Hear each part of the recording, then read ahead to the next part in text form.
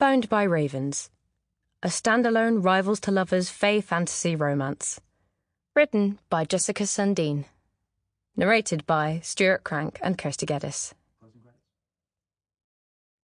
2 otters. You're not monsters.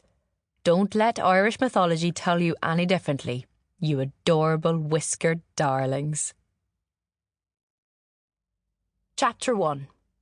Taran Hunt. I almost yawned. This next target was so predictable, so boring. Small, meaningless jobs still added up on ledgers, though.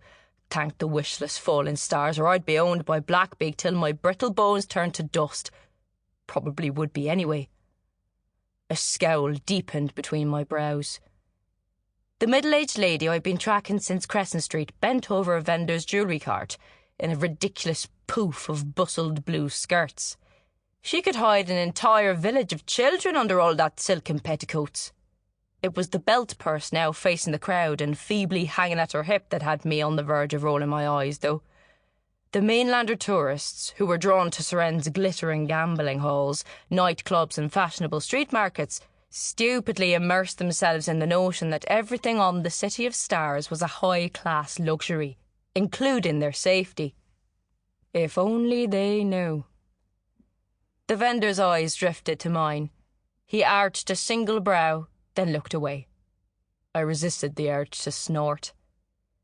This entire floating island above Caledonia Wood, on the corner of 2 neighbouring kingdoms, existed because of steam mechanics and magic. An entire pleasure island built on wild fantasies, run by the carrion crime syndicate, though the tourists didn't realise the latter.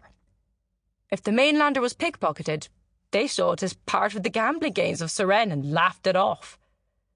The tourists were clearly glamoured before stepping off the steam-powered ferry. Why else would the poor be seen as a theatrical backdrop? A mere fairy tale to make the affluence seem brighter, more vivid. And on that dream-crushing note, it was time to get this over with and return to my castle in the sky. A paper-thin mattress, threadbare blanket, and a stale loaf of bread awaited my triumphant return. Prepare to laugh at the fun of being robbed, lady in blue. My gaze ticked by shoppers and rested on a man around 30, his blonde hair combed back, a top hat positioned perfectly so. A pretty boy from Money, who wore a hideous pair of red leather boots boasting small heels. A corner of my mouth hooked up.